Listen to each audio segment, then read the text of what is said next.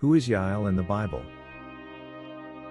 In the annals of biblical narratives, the character of Jael occupies a unique and surprising place. Her story, though briefly sketched in chapters 4 and 5 of the book of Judges, offers a vivid insight into the complexities of the ancient world and the role of women in its drama. Jael was the wife of Heber the Kenite. The Kenites were a nomadic group, descendants of Moses' father-in-law, Jethro. They took a neutral stance in the conflict between the Israelites and their oppressors, who, at the time of Jael's story, were the Canaanites led by King Jabin and his commander, Sisera. The narrative unfolds in the context of Israel's struggle to free itself from Jabin's oppression. Deborah, prophetess and judge of Israel, together with Barak, commander of the Israelite army, lead a rebellion against the Canaanites. In a dramatic turn of events, the Canaanite army is defeated and Sisera, the enemy commander, flees the battlefield.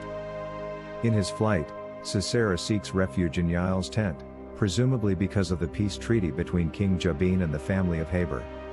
In the ancient Near East, the rules of hospitality dictated that a guest, once under the roof of a host, was entitled to protection and care.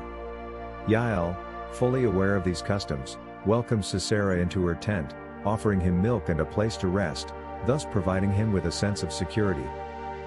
However, the story takes a dramatic and unexpected turn.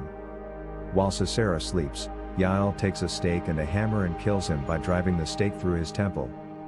This act of Jael's is both brave and unconventional, breaking the expectations of her role as a woman and hostess. It is a moment of bold defiance against the norms of her time. The death of Sisera at the hands of Jael is celebrated in the Song of Deborah, a poetic account found in Judges 5, considered one of the oldest passages in the Hebrew Bible. In this song, Jael is hailed as most blessed among women, a title signifying her extraordinary act that led to Israel's deliverance from oppression. Jael's story is a complex tapestry of themes: hospitality, betrayal, courage and the role of women in ancient society. It challenges the traditional roles ascribed to women in her time and fits into a larger narrative of God's deliverance through unexpected means and people. In the larger context of biblical narratives, Jael's actions can be seen as an instrument of divine justice. His story is a powerful example of how God can use the most unlikely people and situations to achieve his purposes. It also raises questions about the nature of moral decisions in times of war and conflict, since Jael's act, while leading to Israel's deliverance, involves deception and violence.